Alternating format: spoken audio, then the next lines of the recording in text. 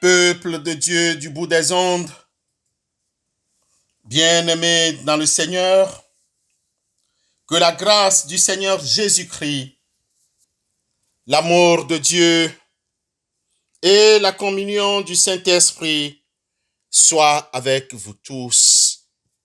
Amen. Prions Dieu. Éternel Dieu, nous te sommes infiniment reconnaissants pour cette nouvelle semaine, nouvelle journée, premier jour ouvrable de la semaine. Merci parce que tu nous accordes une nouvelle grâce. Seigneur Jésus-Christ, nos regards se tournent vers toi dans l'attente de ta lumière et dans l'espérance de ton retour. Prépare-nous à t'accueillir et à marcher avec toi, surtout dans ta volonté. Que nous demeurons en toi, qui vit et qui règne avec le Père et le Saint-Esprit, un seul Dieu pour les siècles des siècles. Amen.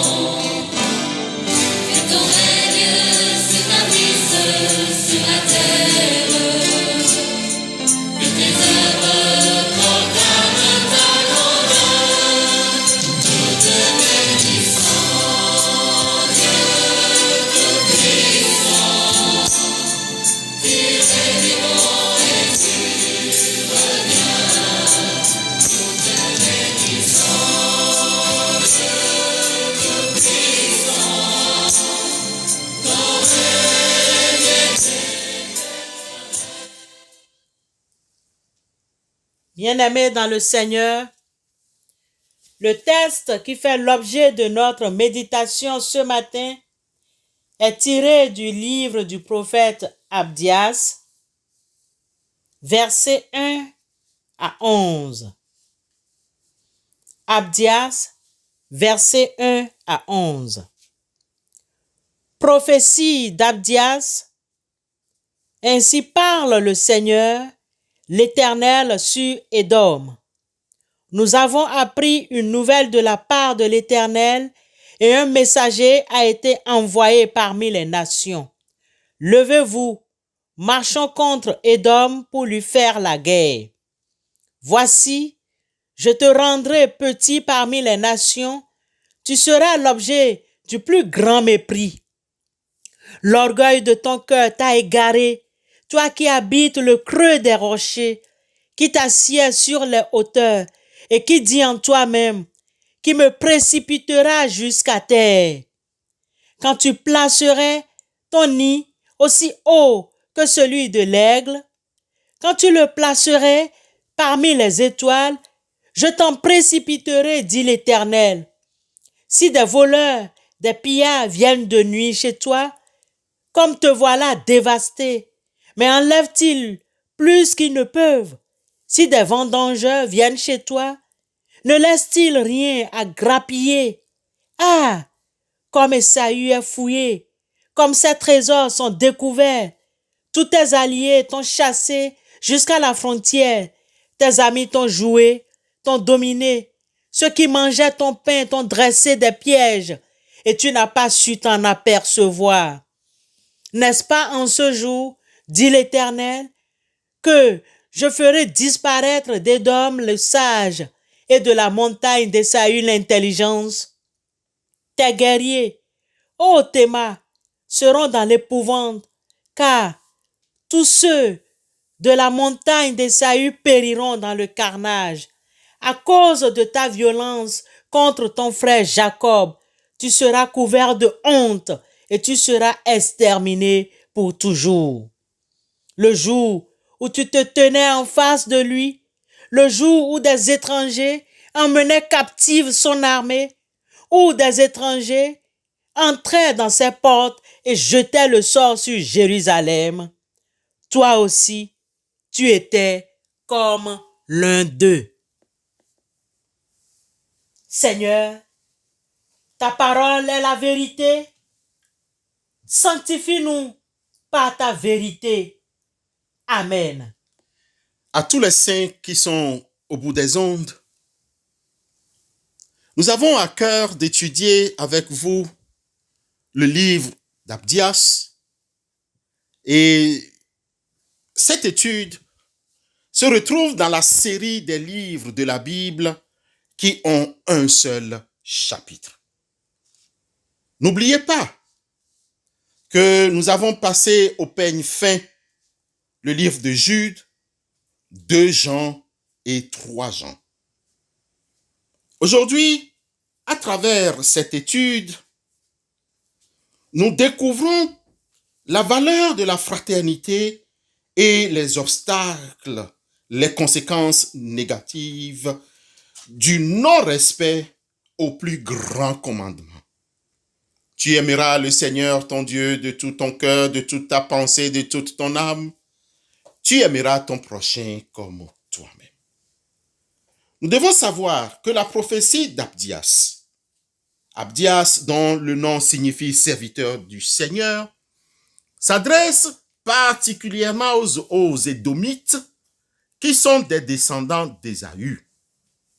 Souvenez-vous aussi que Ésaü est le frère jumeau de Jacob.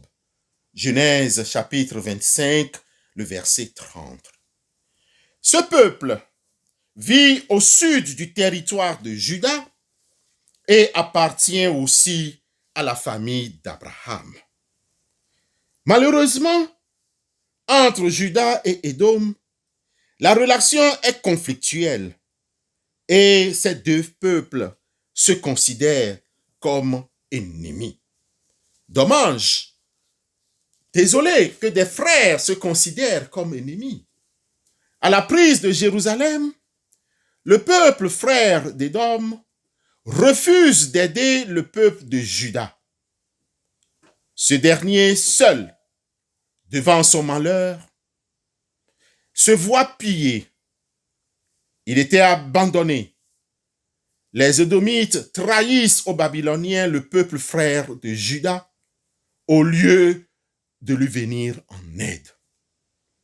C'est dans cette situation conflictuelle que Dieu suscite le prophète Abdias. Et ce dernier aussi se lève et prédit le malheur qui attend le peuple d'Édom du fait de sa crainte de la non-assistance au peuple de Juda en danger. Devons-nous assister les autres? Devons-nous haïr nos frères, nos sœurs de sang ou dans la foi? Que faisons-nous alors du commandement « Tu aimeras ton prochain comme toi-même » Telle est l'une des problématiques que soulève ce livre de Abdias. Pour répondre à ces interrogations et pour une étude raisonnée de ce seul chapitre du livre de Abdias, nous avons divisé les 21 versets que compte ce livre en 3 grandes parties. Les versets 1 à 11, intitulés « L'orgueil et la haine d'Édom », dénoncés par Abdias, chute et destruction d'Édom. Prochainement, nous allons voir les versets 12 à 16. Édom sera retranché et sa destruction sera prononcée à cause de sa cruauté envers Juda, le peuple frère. Et enfin, les versets 17 à 21, le rétablissement futur d'Israël. Bien-aimés, abordons la première partie, c'est-à-dire les versets 1 à 11, que nous venons de lire et ou d'entendre. En effet, la prophétie d'Abdias, comme nous l'avons dit un peu plus haut, courte soit-elle, s'adresse particulièrement à Édom. peuple frère d'Israël, entendez par là Jacob, qui malheureusement est devenu l'ennemi acharné, l'adversaire de tout le temps. Édom n'était pas descendant d'Ésaü, frère jumeau de Jacob. Cette relation fraternelle et historique qui lie les deux peuples aurait dû influencer la conscience et les souvenirs d'Édom. De la bouche de Abdias, l'Éternel, je suis celui qui ne change pas, celui qui vit éternellement, le gardien de nos consciences, rappelle à Édom que le peuple d'Israël est son frère à qui il fait violence. Écoutez,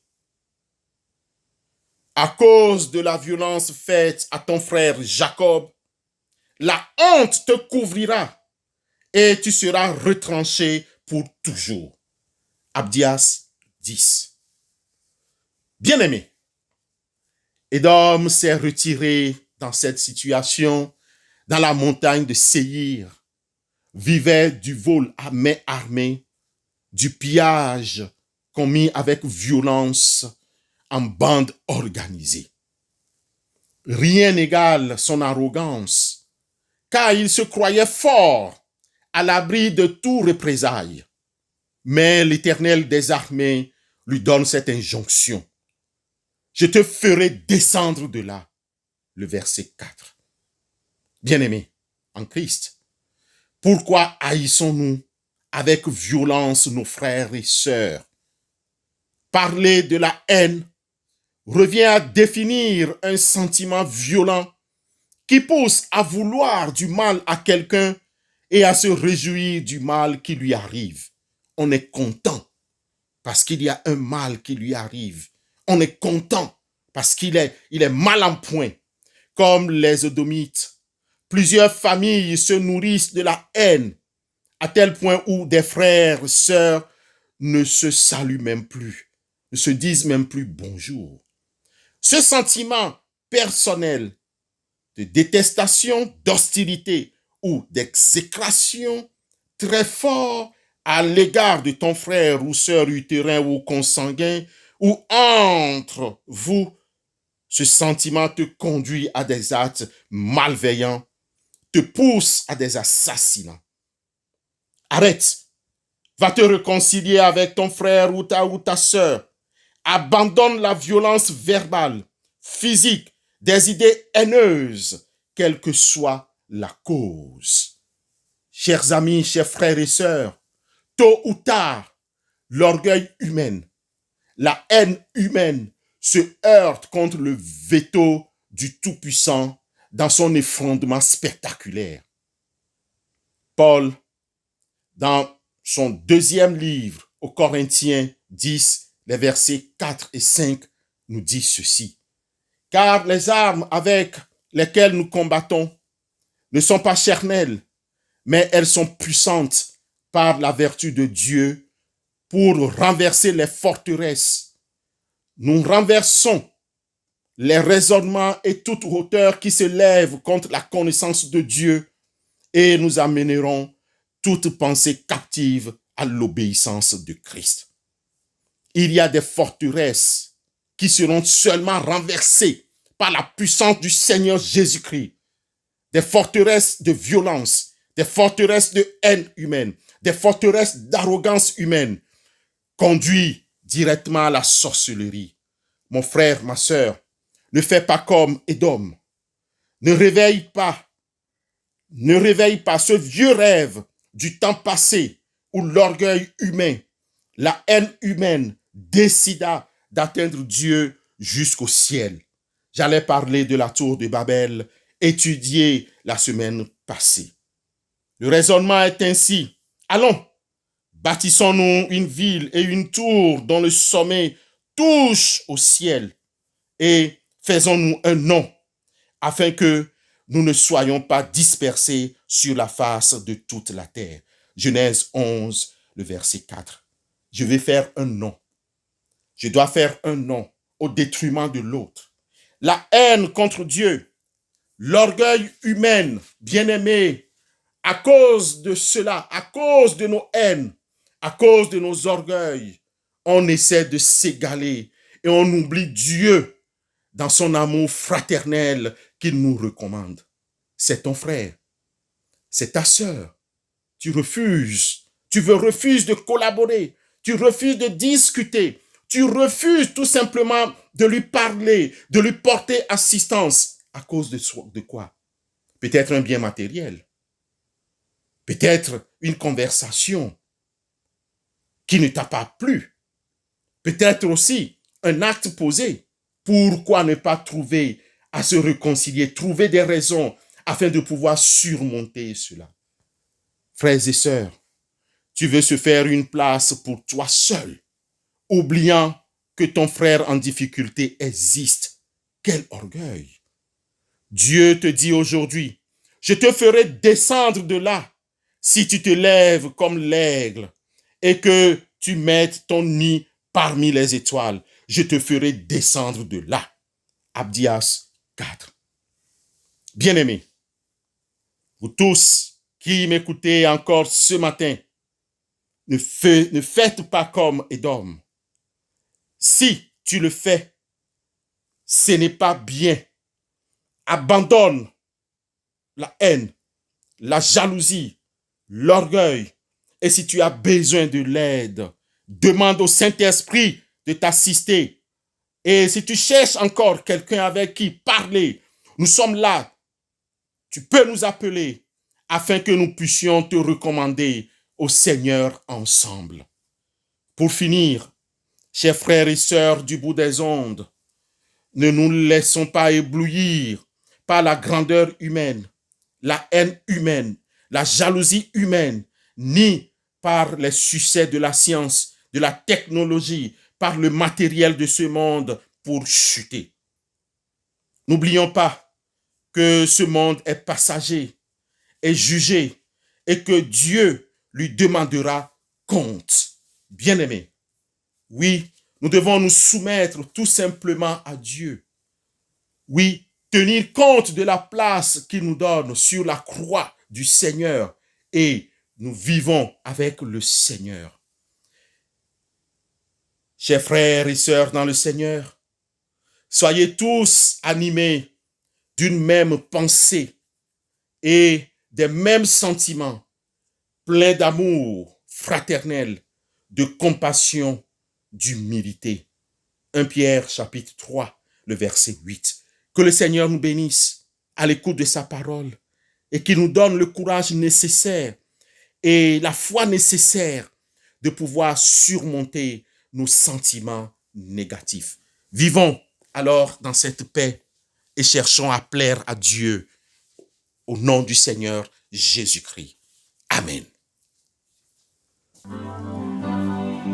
J'ai soif de ta présence, divin chef de ma foi, dans ma faiblesse immense, que ferais-je sans toi?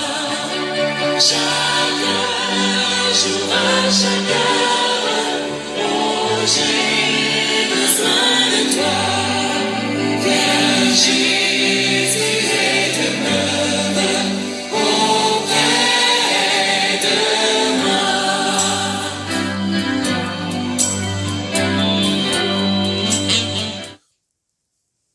Prions Dieu.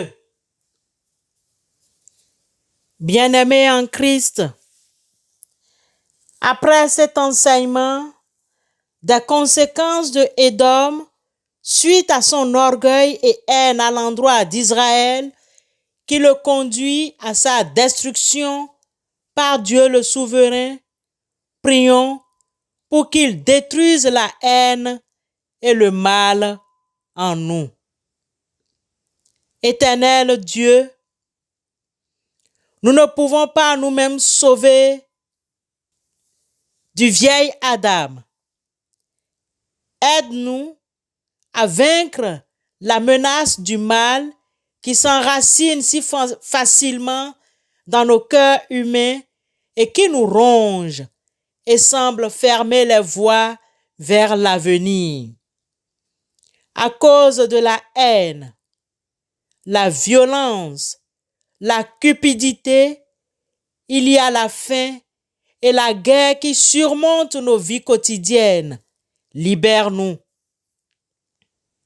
De la guerre haineuse, de l'autodestruction orgueilleuse, de toute forme de guerre, libère-nous, Seigneur.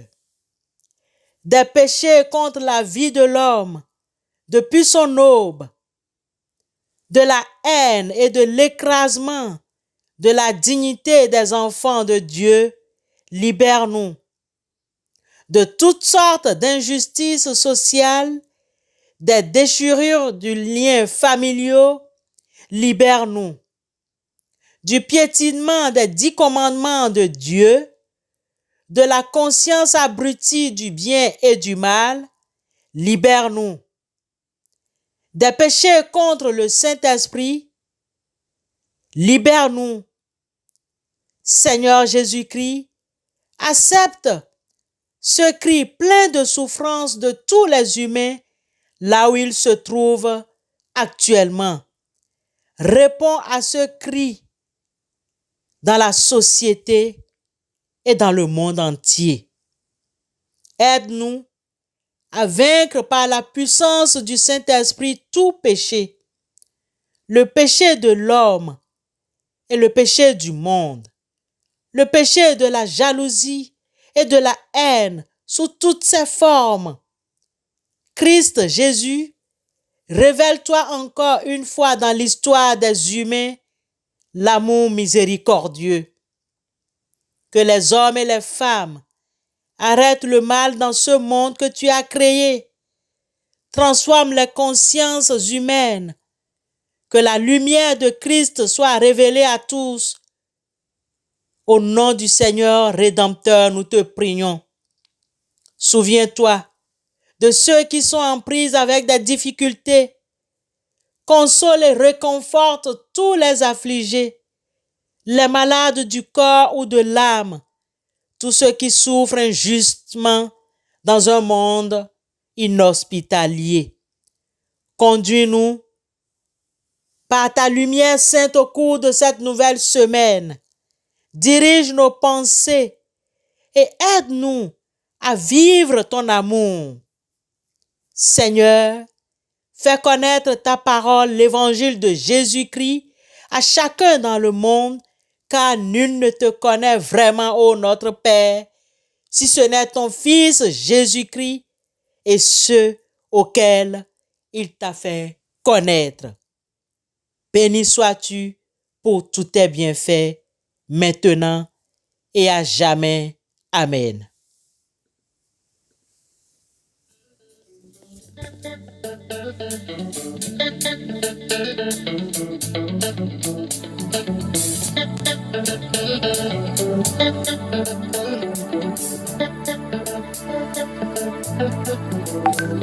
Il n'y a personne qui soit comme Jésus. Il n'y a personne qui soit comme Jésus. Il n'y a personne qui soit comme Jésus. Il n'y a vraiment personne comme lui. Il n'y a personne qui soit comme Jésus. Il n'y a personne qui soit comme Jésus. Il n'y a personne qui soit comme Jésus. Il n'y a vraiment personne comme lui. Il n'y a personne qui soit comme Jésus. Il n'y a personne qui soit comme Jésus. Il n'y a personne qui soit comme Jésus. Il n'y a vraiment personne comme lui. J'ai marché, personne, j'ai tourné, personne, j'ai fouillé, il n'y a vraiment personne comme lui. Écoutons l'exhortation et recevons la bénédiction de la part du Seigneur. Tu ne tueras point. Tu ne commettras point d'adultère. Tu ne déroberas point. Tu ne porteras point de faux témoignages contre ton frère. Que la grâce de notre Seigneur Jésus-Christ, l'amour de Dieu le Père et la communion bienfaisante du Saint-Esprit demeurent sur vous tous et vous accompagnent. Amen. Bonne journée et bonne semaine à vous tous.